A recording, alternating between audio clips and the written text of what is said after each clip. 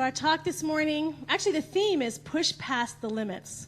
And so, I did the limits on purpose instead of push past my limits or your limits, because you might have, for those of you who've done mindfulness meditation or insight meditation, we don't use my, because that starts possessing like my sadness or my anger, and that constricts and holds on. But if we just say it's the sadness or the limits, then we don't own it. So already it's easier to push past it if we don't feel it's a possession of it.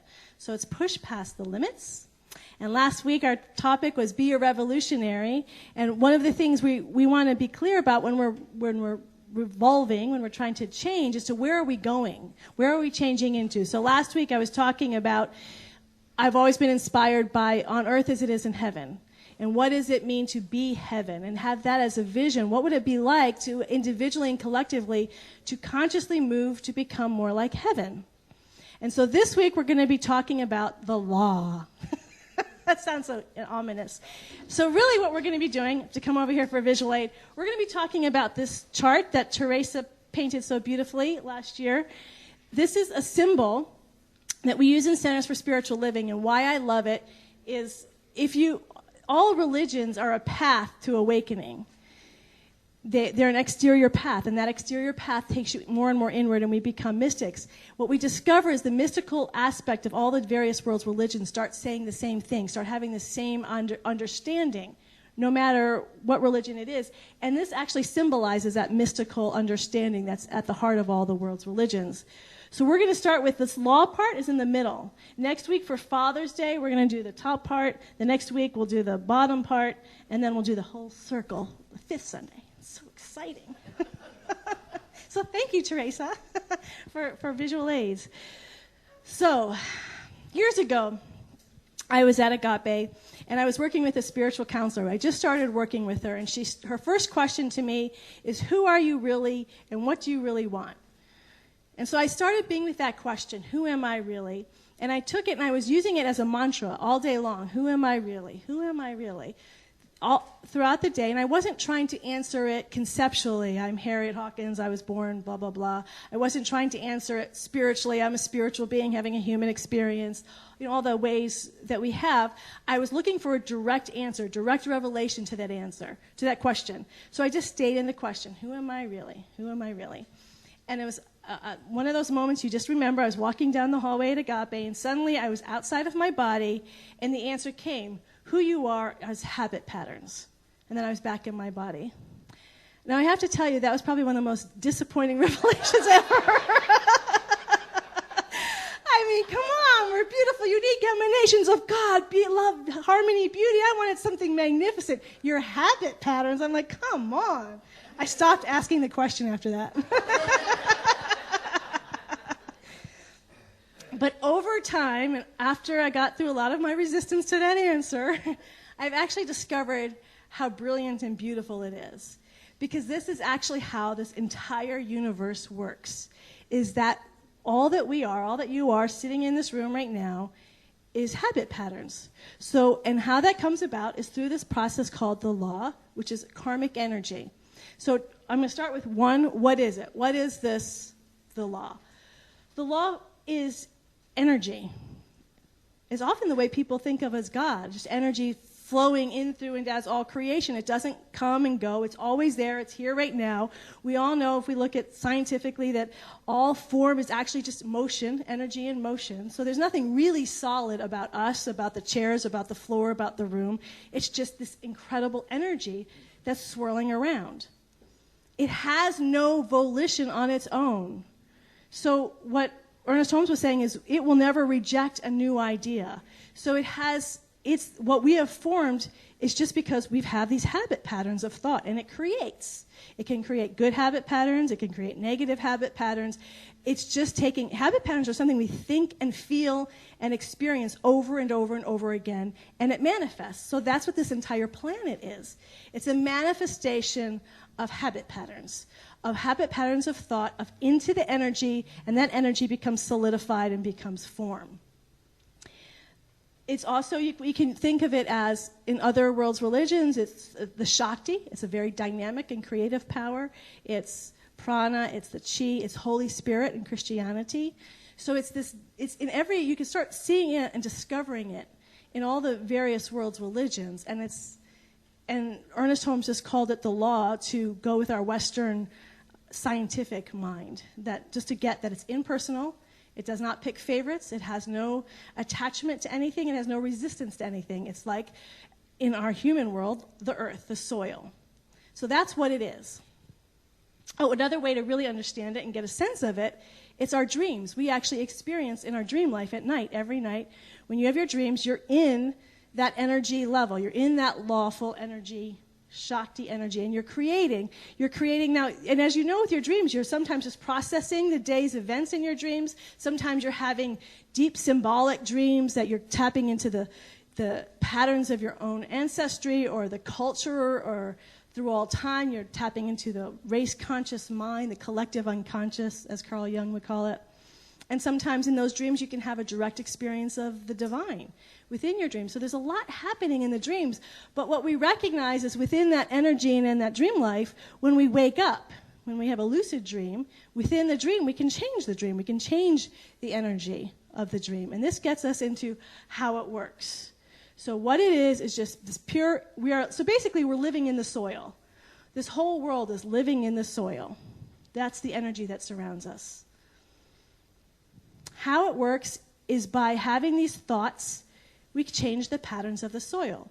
In our dream life, that's very easy to do because there's nothing solid yet, nothing solidified in that dream. So if we wake up within our dream, how many have had that experience where you wake up in the, awesome, yeah, so you know what I'm talking about. When you wake up in the dream and you can just say, I don't want it to go that way, and you just change it, and it changes. When we look at other realms of existence, which we will be doing this summer, plug, the Testimony of Light book group on Tuesday nights, we will see that this is how those other dimensions work. Things shift a lot more easily. In this dimension, it's a lot more dense. So this energy that we shift easily in dreams, to shift the patterns in our world, because it's so solidified, because it's so dense, that it doesn't usually happen so quickly. And that's why we don't recognize it as happening, because we don't see it. Sometimes it can happen immediately, but generally it takes a lot of time to change these habit patterns. Our DNA are habit patterns, so we're changing ancestry habit patterns, cultural habit patterns, personal habit patterns. They don't happen overnight, but they can be changed. I love Thomas Troward is a teacher of Ernest Holmes, and he was saying that we don't want to push, we don't want to force. If we plant a seed, it doesn't help to keep digging at it and to seeing if it's growing or trying to push it. It's impossible. We have to trust that there's inherent growth and allow it that time and space to grow, but we do nurture it. We water it, we make sure it gets enough sunlight. And he said the other version of that is we get so bored with waiting, we ignore it and we don't take care of it. We just think, oh, it's never going to happen. And that happens a lot, I actually find, is that we just think, oh, this is stupid, it doesn't work, and we stop. We stop nurturing it, we stop putting our energy around it. So what we want to do, many of you, I'm sure most of you have had the experience of vision boards where you put pictures on a poster board or things that you want to create. I'd like to create a new house or a new car, and that actually works. That you start visualizing it with your mind's eye, your imagination, you're creating a habit pattern, this new habit pattern of a possibility, and you're spending time nurturing that feeling. You're not making it happen. You're not forcing it. We're not worrying about the how. We're not worrying about how that new house or new car is going to show up. We're just focusing on the what, the energy of this new vibration, of this new pattern, and we allow ourselves to nurture that and hey, to have a baby, it's 9 months. It can take a while. As Reverend Michael says, a prayer delayed is not a prayer denied. So we nurture it. We nurture the feelings, and we also have to let go. Just as we can't just keep digging up and looking to see if the seed's growing. We just got to let it have its process. We nurture it, and then we let it go. We move on to other areas of our life. And we continue to do that, and we will start to see those new ideas demonstrating in our life. So that's how it works. A couple things. One is there's nothing wrong with wanting material things. This became a realization in the mid-1800s on because we came from a history of the Puritans in the American culture, and the Dark Ages, the Middle Ages, and there was a lot of belief in suffering, that to be spiritual you had to suffer, that you had to be poor, you had to be humble and bent over and feeling apologizing all the time. And there became this realization that started to evolve, new habit patterns, new ideas that started to evolve in the mid-1800s. We don't need to suffer. It's okay to have things. It's okay to be happy. It's okay to have health.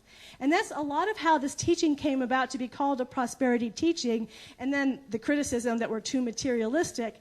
I don't think the intention was ever of any of the pioneers to find the answer in materialism. It was just to take away the negative habit pattern around materialism. It's okay to have money. It's okay to feel joy in the creative, in this expression. We're allowed to play. We're allowed to create a new home, a new house. There's no judgment on it. But it's not intention. That's not the highest intention. That's just a new way of being. So we can play with it in that way. But we can also play with it as a revolutionary. How can I become different? So not only about what can I get, how can I have more finances or better health, how can I start vibrating at a higher level? How do I start, forget the how, what would it look like for me to start vibrating at a higher level? What would it look like for me to start as an individual operating as heaven on earth now? How would I think as that new being? How would I start listening and seeing the world from that new place? How would I feel in my heart and in my body? So much of the original philosophy focused on the mind, but as we're evolving spiritually, we recognize how much our heart and our body is telling us how to feel about this new way of being. If we're going to be heaven on earth, it needs to be grounded all the way down to the tips of our toes. We need to feel it on every level and dimension of our beingness. What does it look like to feel heaven? No matter what the circumstances and conditions are externally, what would it feel like? And we start taking time to nurture this, to feel into it, to allow our imagination to create the visual of it, the auditory of it, the sensory of it. And then we can do this collectively as a group. There's a process called visioning, and then what we do, that's the exact same purpose. What is God's highest vision for this community? And when we listen, what we're doing is we're listening to a higher vibration of where we are now. It's always going to pull us. Spirit is always evolving. Spirit is always revolutionary. It's always pushing past its limits because it's infinite. So as soon as we open ourselves up and say, well, what's God's vision for this group? It's going to start showing us a higher vibration of wherever that group is. It's going to start pulling us to a higher vibration. And the purpose of doing it every week or on a regular basis, someone said, well, we already got the answer. Why do we keep asking the same question? We ask the same question because we're not there yet. We have to keep bringing it's just like a vision board. We got to keep bringing our attention back to that higher place. So we come back together as a group every week. What does this higher vision look like? To remind ourselves, because the more we start nurturing, watering, and feeding that vision, it starts to happen. We don't do the how. It's amazing what starts to happen. We're not in charge of the how.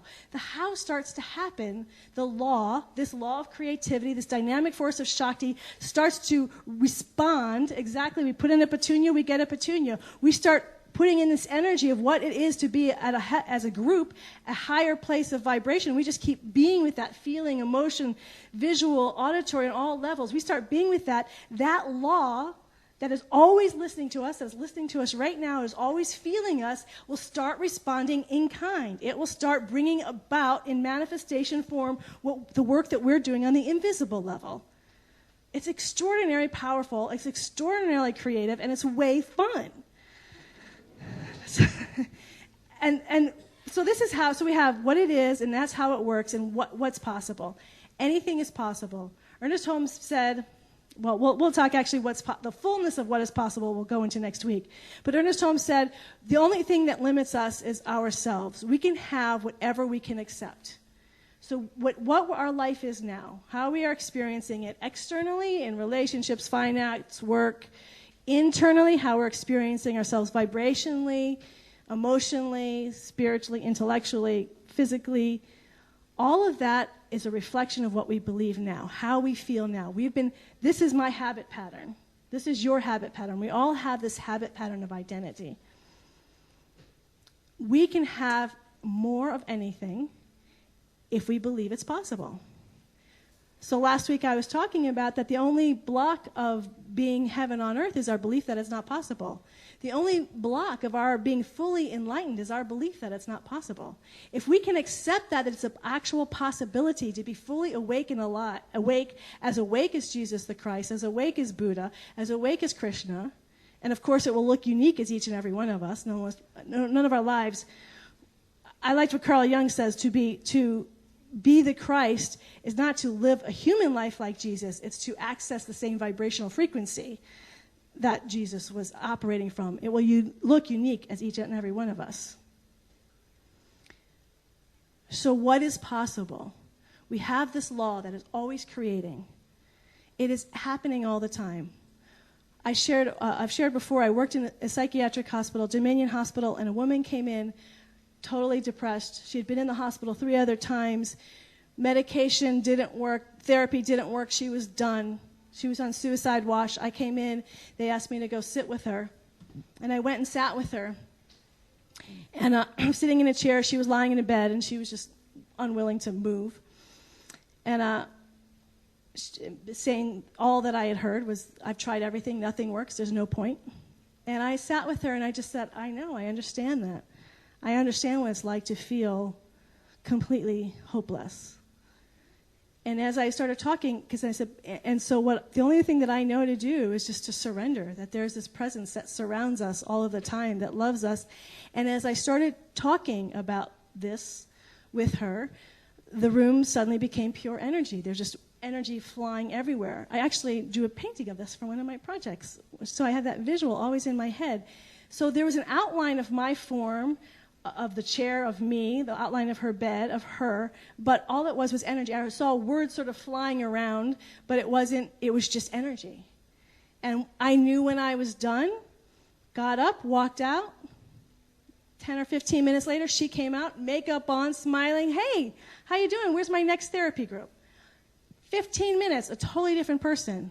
But here's the thing. It didn't feel weird. I didn't feel like, oh, this is this great mystical experience. I was just, when you're in that energy, that's what's happening. It's happening right now. Right now, we think we're human beings, but actually we're all just outlines.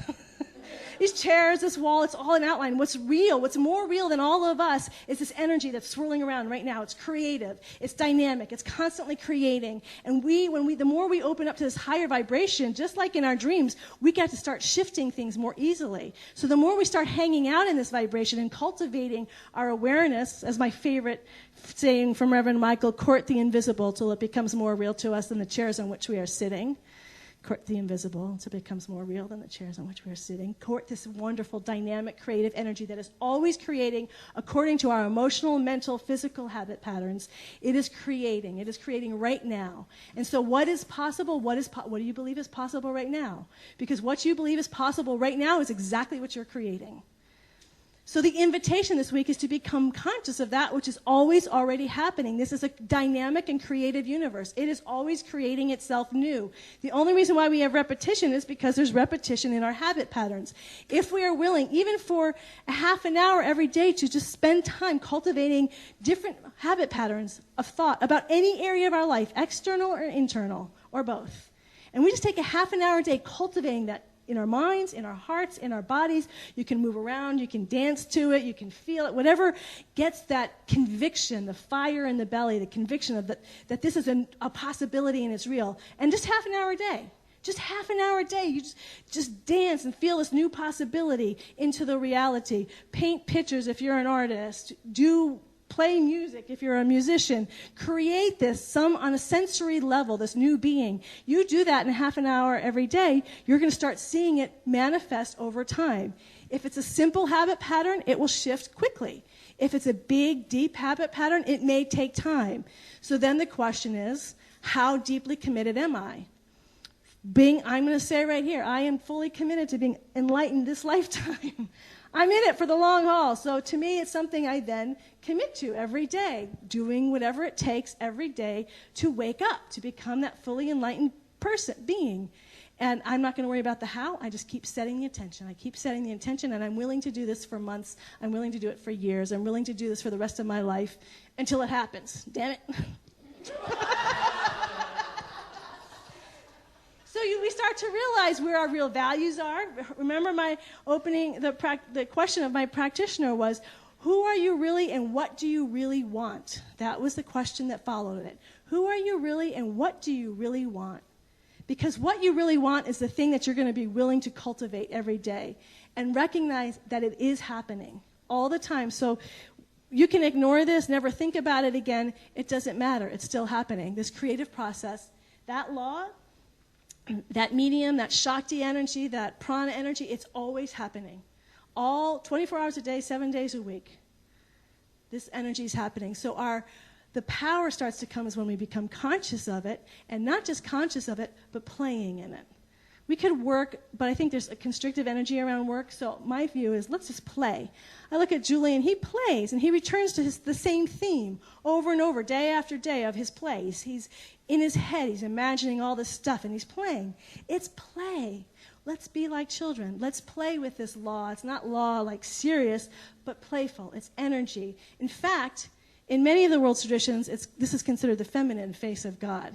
The Shakti, the divine feminine, the sensual, the playful energy. So this week, we're going to play. Play it just a little bit. Play big. So actually here, I would like you to think of a big thing that you might want to change, like what do I really want, and that you're willing to spend time. But try a little thing, just to see if it works. So often you do the parking place, but so many of you have done that. So do some things. It works, yeah. But try another one that you've never done before, but not too big, like a small one. So even like $10 coming from somewhere unexpected, or $100 coming from, I don't know where everyone is, but $10 coming from an unexpected source this week. And just hold that in your head, see yourself feeling it, receiving the $10, being surprised by it, just being grateful for it, how it feels just to have this gift from God, and then let it go. You spend 10 minutes thinking about it and let it go. And do that every day and see if it happens. Just test, this is fun, right? And then and then all those $10 you come in and put in the basket. No, I'm kidding. $100, $100. What am I, crazy? So, dream big, right, exactly. All right, $1,000.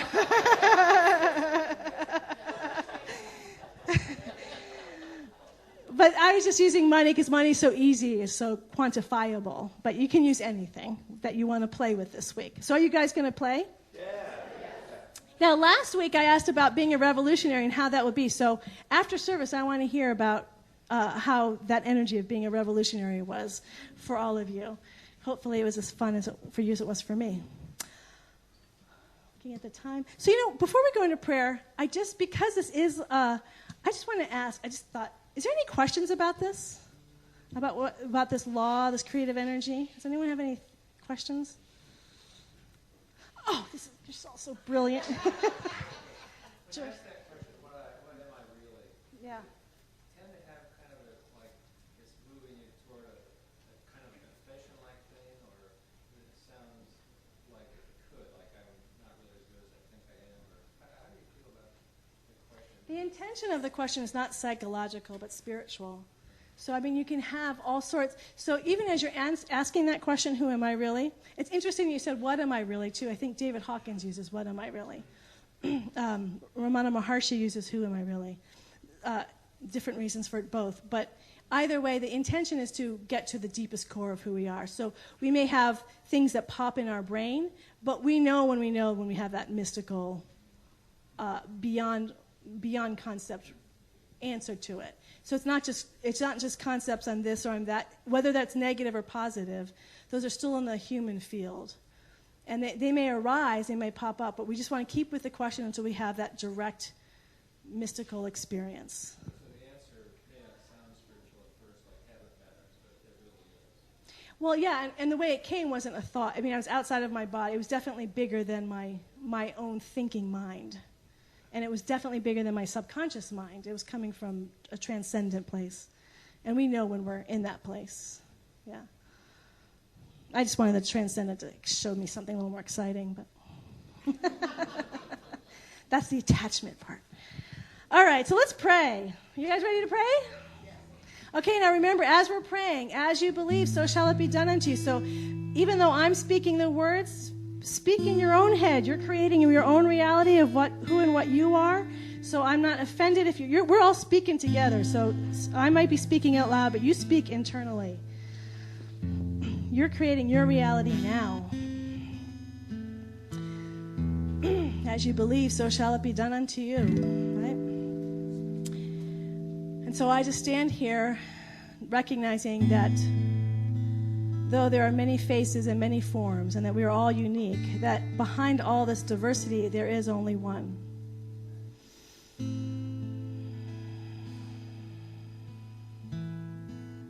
And as we know, this not only about this room, but this entire planet, that though there is much diversity and much difference, at the center and at the core, there is only one. There is only one power, there's only one presence in this universe.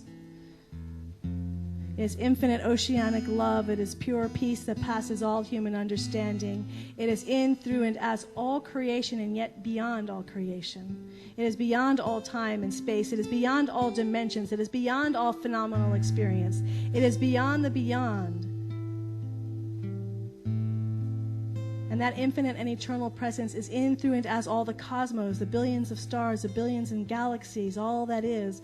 And it is right here, right now, all that we are, that each and every one of us is these cosmos, is this beautiful starlight of God. That each and every one of us is absolutely one in this oneness. There's nothing outside of this oneness ever. So we just breathe into this awareness that all that we are is the life of love, the life of bliss, the life of harmony, the life of abundance, the life of goodness. All that we are radiates and pulsates this one life right here and right now. It is always conscious that it's conscious. It is always fully enlightened. It doesn't become enlightened. It doesn't stop being enlightened. It is eternally enlightened. And so right here and right now, we move into this deepest sense of who and what we are, this Christ self, this Buddha self, this Atman self at the center of our being that already knows who it is, that has never been unenlightened, that has never been lack of clarity. There's never been a lack of love. There's never been a lack of anything. It never needs to be changed, fixed in any way. It can never be hurt, harmed, or endangered in any way. It is always whole, perfect, and complete, and it is who we are in our core, in our essence. It is the source of all that we are, even now. And so I just celebrate and give thanks that this perfection, this love, this joy, this harmony is even now being birthed into form through our awareness, through our thoughts, through our feelings, through our emotions, through our body awareness. We are recognizing and feeling this new life here and now, that we are heaven on earth now, that every aspect of our life, our physical life, our finances, our work, our relationships, our emotional life and our relationships, our mental life, how we see and think, all of that is a radiant, powerful expression of this eternal one, of this heaven on earth consciousness. We are it now, the marriage in heaven and earth. We are the kingdom of the living God, available now. We live this pattern now. Any part of us that does not believe in us, any part of us that feels it's not enough, that feels it's not good, is dissolved into the nothingness from which it came. We are completely open and available for our hearts, our bodies, our minds to be open into infinity in love, and greater joy, greater harmony, greater peace for all life. We accept and see all life as the power and presence of God. We are that infinite oceanic love. We are that peace that passes human understanding. And we experience our entire life, every aspect of it, that which we might like and that which we don't like. We see all of it as the one power, the one presence. And from this, we are God's freedom. We are God's wholeness. We are God's enlightened self, even now. And so for this truth that is anchored and embodied in our awareness now, in the invisible, I just give thanks. I give thanks that we are this powerful place, and I release it now into this law of life. I release it into the action of the law. I do not worry about the how, I just know the what, and as I release it, I know it is done. I completely feel confident in the doneness. As I plant a seed in the soil, I know that as I plant this word in the soil, it is done now. And so I just take my hands off it, and I let it be. And I invite us all to say together now, and so it is.